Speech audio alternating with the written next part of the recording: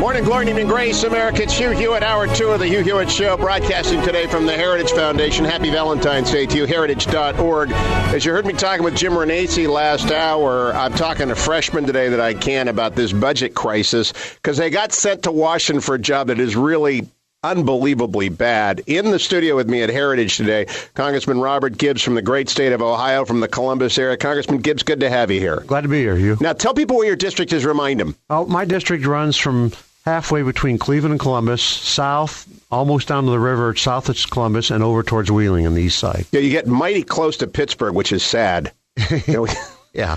You have some Steelers people in your district, don't you? Probably. That's very unfortunate. Yes, over in the eastern part, Harrison, Carroll County area. You see the Buckeyes lost this weekend? I've seen that. That's a very bad thing. I've seen that. So, Congressman, you got back here. You were in the state Senate for a long time in Ohio, and they put you on a number of amazing committees. And for a freshman, I'm stunned. You have the chairmanship of a subcommittee that has a great deal of authority. I'm really looking forward to it. I'm chairman of the Water, Resources, and Environment Subcommittee of Transportation and Infrastructure. And we have jurisdiction over the Army Corps of Engineers. We have sole jurisdiction over the EPA in regards to the Clean Water Act, brownfields, Tennessee Valley Authority, St. Lawrence Seaway. Pretty much any transportation issues dealing with water we have jurisdiction over. Now, I asked you as you sat down, how did that happen? Because I have trumped back here to D.C. so many times to find Congress people on EPA and Corps of Engineers stuff, and they're usually guys who've been here for like 20 years. How did that happen? Well, there was kind of an opening in the subcommittee chairman just because of the dynamics of the demographics of who's on the committee, and we were told that there would be a freshman chairman, and so we just kind of went after it, and this is a big committee. I think there's like 34 people on the subcommittee. Oh, this is remarkable. EPA and the Corps together account for most of the West's problems when it comes to growth in the 404 process, and the inability to do alternatives analysis and all that different stuff. So Godspeed. I hope you're staffing up with great people on that subcommittee. We are. I've been working with the staff on this current subcommittee. I'm very impressed with them. We're putting together an agenda moving forward for our committee hearings, and I've instructed them that I want to deal with oversight with the EPA and the Army Corps of Engineers, and make sure that two things, especially at the Corps, that we're using taxpayer dollar money as appropriately as possible. And there's a lot of infrastructure issues out there. There are locks and dams, and we want to make sure that we're doing the resources we have, we're doing the right thing. And the second thing was oversight, especially the EPA, when it comes to regulations. I just see regulatory overkill. It's killing jobs, and we need to have oversight on that in that agency, and make sure that the regulations that we do have to have, that they make common and economic sense. Now, that is so great move forward. That a freshman actually has it, because you will not be too far removed from the people who sent you here, unlike some people who've been here for a while. So that's wonderful. Well, I've had some, in my 8 years in the Ohio General Assembly, Ohio Legislature, I've seen what the state EPA can do and the problems they cause. And when I meet with my business folks in the 18th Congressional District, it's almost like a broken record. That's all I hear is about they can't get permits, they can't get answers. I was at a business here a week ago, and they've had a permit for over a year, can't get an answer. And then I was at another business in my district that put a request in to do a change in how they handle their off-fall material, and they wanted to recycle it. And they've been waiting 10 years, can't get a good answer. Now, that is remarkable. Well, good luck in it. Now, I wanted to talk to you today about the budget, because you did the Ohio General Assembly, and John Kasich is looking at a nightmare. But you guys managed to keep a balanced budget with Ted Strickland there all those 8 years. And now the president sends up a $1.65 trillion out-of-budget FY11 and a $1.1 trillion reading next year. What's your reaction to that? We're on a path of economic destruction, disaster.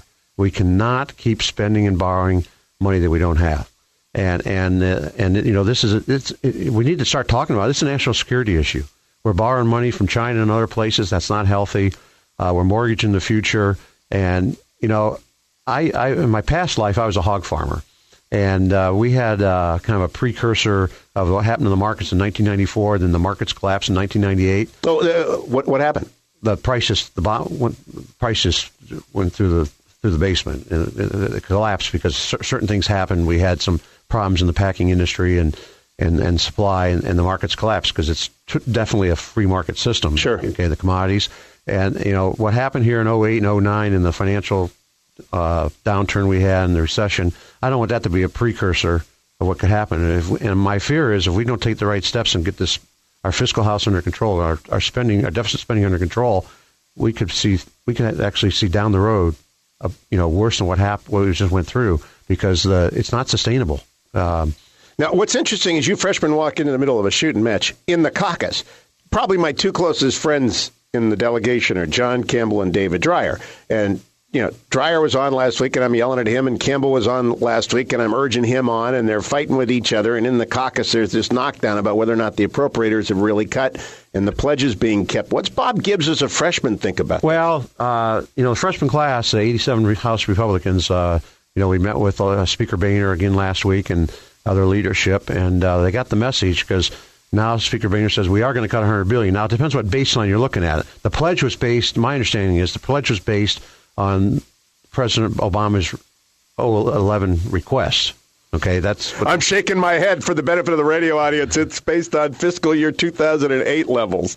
That was the pledge. Well, that's what they're telling us now. Yeah. Read the stuff. Now, we did vote here a few weeks ago, roll back domestic discretionary spending to 08 levels. Okay. Yeah. Now we got the CR, this continuing resolution, because, back in lame duck, they passed that to March 4th. Right. And,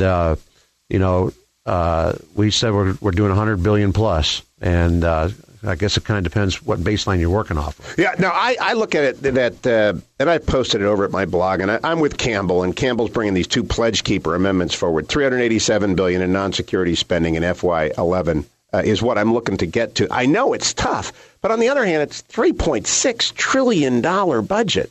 Can't we get $200 billion out of this? Well, and the other thing to keep in mind, too, we've seen double-digit increases in the last couple fiscal years. So It's not like we're starting, the president comes out and says we're going to freeze spending, freeze domestic discretionary spending at the current levels. That's like, he broke the bank. Now we're going to freeze it at that level. That's not acceptable. We got to drop it. And that takes me back. As a state legislator, didn't you have to balance the budget? Yes, most states, including Ohio, it's a constitutional requirement at the end of each fiscal year, June 30th, we have to have a balanced budget. And there's, a couple ways you get there. One is you cut spending if you're not there, or you raise taxes, or a combination. Well, I'm totally against raising the tax part. And 2 years ago, when we had the state budget, we had a problem, and we made some cuts. And then, of course, Governor Strickland brought in what I call Obama dollars, and the so-called stimulus, about $4 billion of it, and then balanced the budget. So 2 years ago, we had a several billion-dollar problem in the state of Ohio. Now they got an $8 billion plus dollar problem because they kicked the can down the road. I'm talking with Congressman Bob Gibbs. He is a new freshman member from the great state of Ohio. Let's just call it in and around Columbus. That's the easiest way to communicate. Right? Do you have Denison, by the way? You have Granville? No, I'm real close to it. I have half of Licking County, but I don't have that part. Okay, so in terms of the people that talk to you after the election, and now you've been home once as a congressman, I assume, or maybe a couple of times. I go home every weekend, and we had a full week here a week before last where we stayed in the district. I held 2 town hall meetings and our opening of our district office, and I made numerous calls during the week to business people, employers, constituents, and we got a lot of support. And I think a lot of it is just communicating how bad the situation is here when it comes to the spending. What do they want you? What do they say to you about cutting and cutting deeper and cutting deeper? For the most part, people want to see the cuts happen. Now, some of the entities that receive taxpayer dollars for whatever their entity might be, their concern has been, we'd just like to know what it's going to be, what the cut's going to be. They all know they're going to get cuts, pretty much. They're not asking for more. They just want to know so they can plan, which I think is a legitimate ask, because some of they're providing certain services, and they just have to know they're getting a 10%, 20%, 30% cut. They just want to know. In terms of the amount of paperwork, I'm checking my watch here, the amount of paperwork that we've got for the president's budget yet, have you had a chance to dig into the details of whether or not those people in your district will support cutting the programs which are coming to them? I think it's going to be a mix. I think, but there'll be more than 50% are going to want the cuts because they are realizing that we can't continue where we're going. Now, here's an analogy. We're talking trillions of dollars all the time, and you can't comprehend billions and trillions. Right. And so if you look at it this way, if the average family, say it's $52,000 household income, Okay, just say